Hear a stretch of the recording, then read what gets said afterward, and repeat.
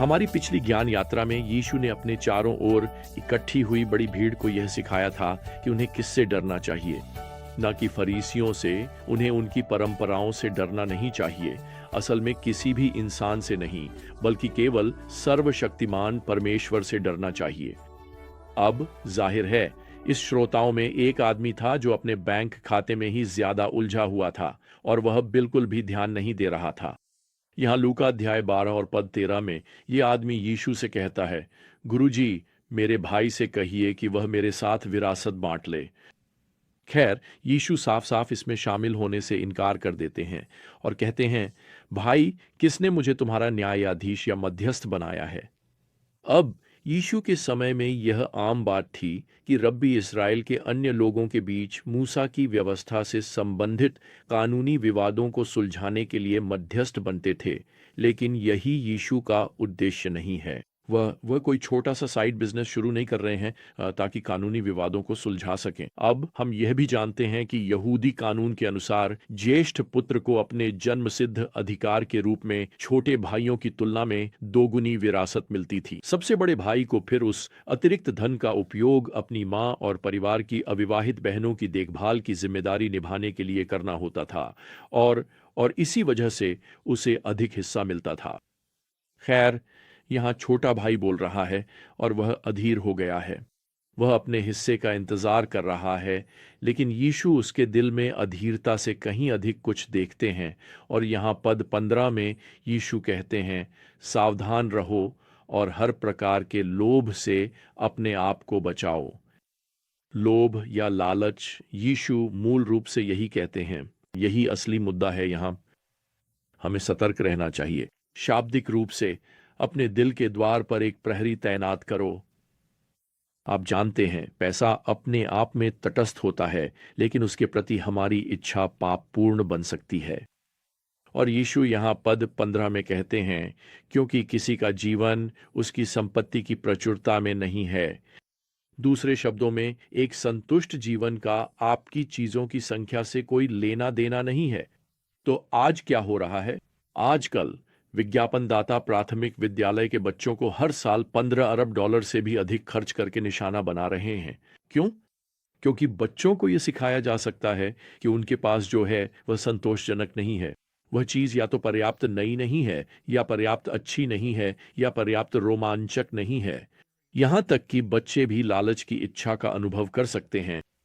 अब इस बात को और स्पष्ट करने के लिए यीशु एक दृष्टांत सुनाना शुरू करते हैं और वे यहाँ पद 16 में शुरू करते हैं। एक धनवान व्यक्ति की भूमि ने बहुत उपज दी और उसने अपने मन में सोचा, मैं क्या करूं, क्योंकि मेरे पास अपनी फसलें रखने के लिए कोई जगह नहीं है।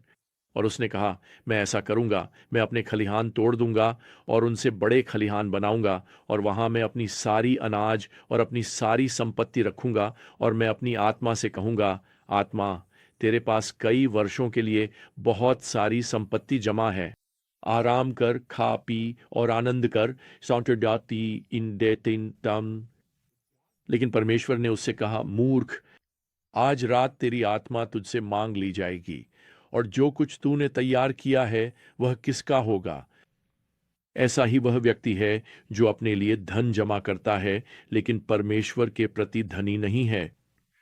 अब मैं आपको बताता हूं, इस किसान की समस्या उसकी अधिकता नहीं है, बल्कि उसकी आत्मा है।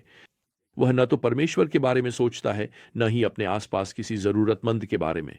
वह मूर्ख है क्योंकि उसका जीवन केवल अपने ही इर्द गिर्द घूमता है और वह इस डर से संचालित होता है कि एक दिन उसके पास पर्याप्त नहीं होगा। अब यीशु विशेष रूप से अपने शिष्यों की ओर मुड़ते हैं और उनसे यहाँ पद 22 में कहते हैं, अपने जीवन के लिए चिंता मत करो कि तुम क्या खाओगे, और न ही अपने शरीर के लिए कि क्या पहनोगे, क्योंकि जीवन भोजन से बढ़कर है और शरीर वस्त्र से बढ़कर है। अब आप सोच रहे होंगे, अगर मैं अपनी जरूरतों, खाना और कपड़े का ध्यान नहीं रखूंगा तो कौन रखेगा? यीशु यहाँ इस सवाल का जवाब देते हैं। वास्तव में वह हमें वह देने जा रहे हैं जिसे मैं चिंता का 3 भागी उपाय कहता हूं। यहां है पहला भाग। पहला भाग है सही तरीके से सोचना। वह यहां श्लोक 24 में कहता है, कौवों पर ध्यान दो। अब ध्यान दो शब्द का अर्थ है ज्ञान के आधार पर सोचना। दूसरे शब्दों में, जब आप चिंता से दबे हुए होते हैं तो आपको खुद से सच बोलना शुरू करना चाहिए। तो सच क्या है? सच ये है कि परमेश्वर कौवों को भोजन देता है और यीशु कहते हैं कि आपकी उनसे कहीं अधिक कीमत है। तो इस बारे में सोचिए। चिंता करने से न तो आपके जीवन में दिन बढ़ेंगे और न ही परमेश्वर के आपके लिए देखभाल करने के समय में कोई बदलाव आएगा। यही वह पद 25 और 26 में कहते हैं। और जैसे जैसे यीशु आगे कहते हैं, वह कहते हैं, और देखो, अगर परमेश्वर कुमुदिनियों के लिए प्रबंध करता है और वे तो बहुत ही कम समय के लिए रहती हैं, तो वह तुम्हारी आवश्यकताओं के लिए भी प्रबंध करेगा। और क्यों वह ऐसा क्यों करेगा? खैर, क्योंकि तुम हमेशा के लिए जीवित रहोगे, वह पद 27 और 28 में कहते हैं। सुनो प्रियजनों, अगर परमेश्वर आपके जीवन को रचने के लिए पर्याप्त सामर्थी है, तो वह आपके जीवन का मार्गदर्शन करने के लिए भी पर्याप्त सामर्थी है। तो इस बारे में सोचिए। यही सच्चाई है। सही तरीके से सोचिए। खैर, चिंता का दूसरा उपाय है उदारता से जीना। यीशु यहाँ पद 23 में कहते हैं, क्योंकि अपनी संपत्ति बेचो और जरूरतमंदों को दो। अब गलत मत समझिए, यीशु यहाँ ये नहीं कहते कि अपनी सारी संपत्ति बेच दो और सब कुछ जरूरतमंदों को दे दो, वरना फिर आप खुद जरूरतमंद हो जाओगे और किसी को आपको ही मदद करनी पड़ेगी। एक लेखक ने समझाया कि प्रभु यहाँ हमें प्रभावी रूप से यह प्रोत्साहित कर रहे हैं कि हम अपनी संपत्ति को थोड़ा ढीले हाथों से पकड़ें, यानी खुले हाथ से झें। वैसे आपकी संपत्ति में आपका समय, आपकी प्रतिभाएं, आपकी गवाही, आत्मिक वरदान आदि भी शामिल हैं।